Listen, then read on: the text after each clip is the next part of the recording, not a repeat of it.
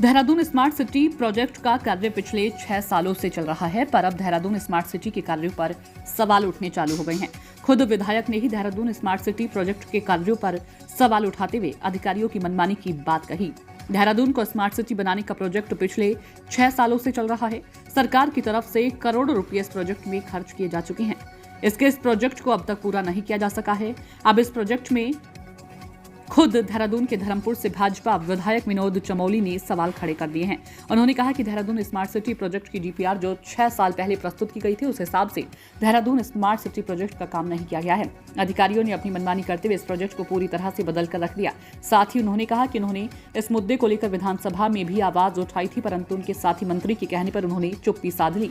उपनेता प्रतिपक्ष भुवन कापड़ी ने भी सरकार पर सवाल खड़े किए। उन्होंने कहा कि भाजपा सरकार आकंठ गले तक भ्रष्टाचार में लिप्त है। यही वजह है कि अब स्वयं भाजपा नेता और विधायक भी खुलकर भ्रष्टाचार के खिलाफ सामने आ रहे हैं।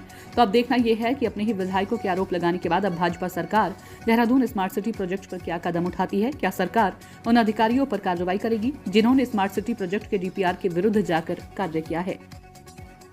इस तरीके की बात कहने का भी मौका मिल जाता है। अगर अधिकारी सही डीपीआर का तो शायद हालात ये नहीं होती। मेरा बहुत बड़ा ऑब्जेक्शन है इस स्मार्ट सिटी के मैटर में, और मैंने समय समय पर बातें उठाई हैं कि जो ओरिजिनल डीपीआर था वो इम्प्लीमेंट हुआ ही नहीं।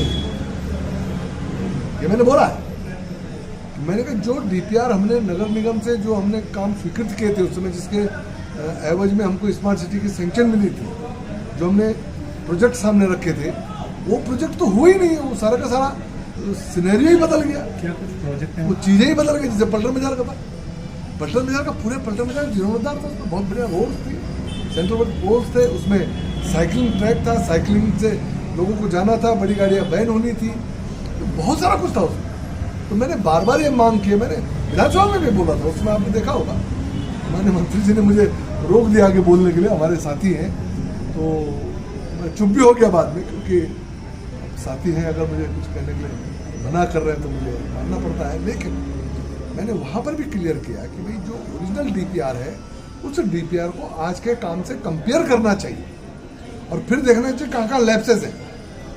ये समझ में आया कि अधिकारी ने यहाँ पर क्या किया है।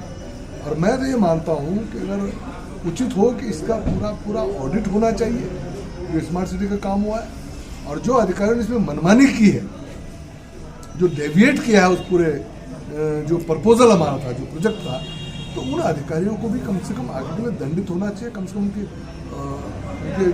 सीआर में ये चीज़ आनी चाहिए, ताकि आगे चल के ऐसे अधिकारियों को ऐसी जिम्मेदारी का काम न सौंपा जाए और शहरों का कोई सत्यानाश न करे। तो ये बड़ा मामला है, इस मामले को उठाना चाहिए। अभी मैं देख रहा, अभी परेड ग्राउंड पे उस दिन मैं अखबार में पढ़ रहा था, पता नहीं सही गलत क्या है उसमें, 38 करोड़ रुपये उसमें लगा बता रहे हैं। 38 करोड़ रुपये बता रहे, वो अखबार में पढ़ा मैंने, मुझे तो सीधे बात तो नहीं हुई। तो देखना चाहिए आखिर क्या हुआ है। तो ये पूरा बाकायदा एक बड़ा इशू है और जांच का विषय बनेगा आने वाले। बीजेपी विधायक ने स्मार्ट सिटी प्रोजेक्ट को लेकर सवाल खड़े किए, किस तरह से देखते हैं? देखिए, सरकार भ्रष्टाचार में आखंड गले तक संलिप्त है। मैंने जो भी बात करी, खनन में भी वही भ्रष्टाचार है। अब स्थिति ये हो गई है कि भारतीय जनता पार्टी के लोग भी, जिनका सरोकार इस उत्तराखंड से है, जिनकी भावनाएं जुड़ी हुई हैं, और भारतीय जनता पार्टी के भी जो नेता जो उत्तराखंड के विकास से जिनका नाता है, जो चाहते हैं कि उत्तराखंड में विकास हो, हमारी देवभूमि की छवि अच्छी रहे, ईमानदारी रहे, तो वो सब लोग भी कहीं दबे मुँह तो कहीं खुलकर अब उस भ्रष्टाचार के बारे में बोलने लगे हैं।